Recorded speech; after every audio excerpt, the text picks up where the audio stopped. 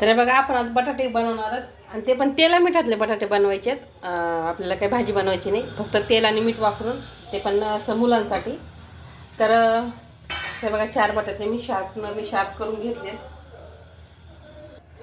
धुवून पण घेतलेत आणि शार्पनरनं कट करून पण घेतलेत, म्हणजे शार्प करून पण घेतलेत वरच्या साली. पण आपण अजून एकदा त्याला धुणार आहेत. तर बघा छान असं बारीक बारीक कट करून घेते आता याला व्यवस्थित.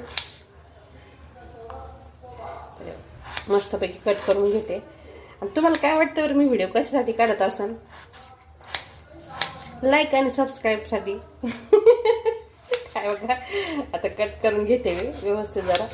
आणि हे जे बटाटे आहेत ना, काही लहान मुलांसाठीच नाही आहेत, आपण पण खाल्ले तर जमतंय, कारण भारी चवीला भारी लागते ते एकदम. तर बघा 4 बटाटे घेतले होते मी, आणि बटाटा एकदम ताजा एकदम रसाळ बटाटा आहे, आणि चवीला पण हा गुळचट बटाटा नाही.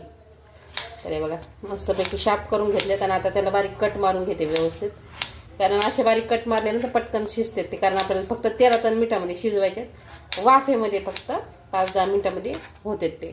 तर आता आपण काय करू, पहिले सगळे व्यवस्थित बटाटे कट करून घेऊ. आणि व्हिडिओ जर आवडत असेल तर लाईक सबस्क्राईब करा आपल्या व्हिडिओला. हे बघा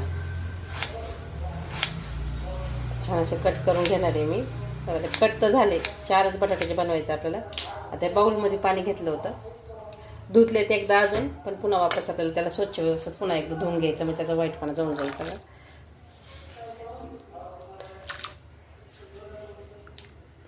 मस्त धुवून काढते आता याला व्यवस्थित.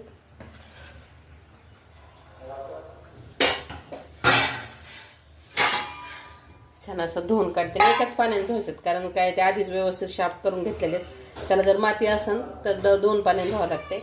आता त्याच्यावरच्या सालीच काढून घेतल्यात, म्हणजे त्याला काही दुसऱ्या पाण्याने धुवायची गरज नाही आहे. आता याला व्यवस्थित काढून घेते, आणि मग आपण तेला मिठामध्ये याला व्यवस्थित फोडणी देऊन घेऊ जरा.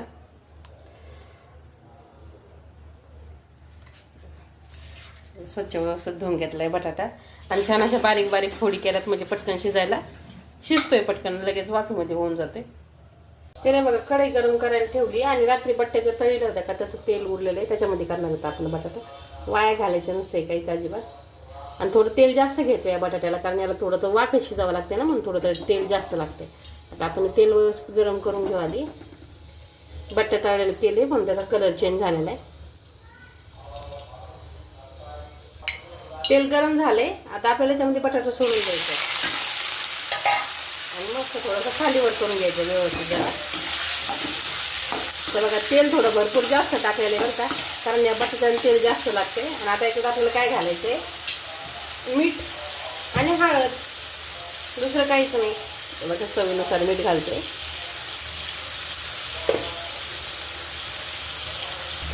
मीठ घातले, आणि आता चवीनुसार थोडीशी हळद घालून घेऊ. हळद टाकून घेते आणि मिक्स करून घेऊ व्यवस्थित.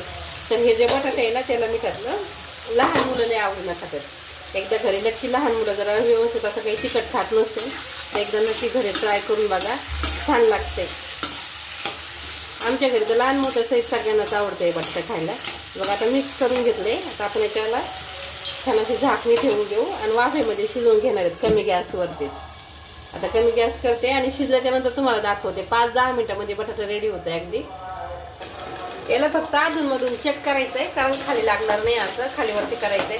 आणि ही जी कढई आहे ना, याच्यामध्ये मी बटाटा तळल्या होत्या, म्हणजे अजिबात खाली लागत नाही, कारण आधी तेलकट झालेली ती कढई. आता आपण याला मस्त वापस झाकणी ठेवून घेऊ, आणि शिजल्याच्यानंतर दाखवते मी तुम्हाला. फक्त अधूनमधून चेक करत राहा त्याला. 2 मिनिटात.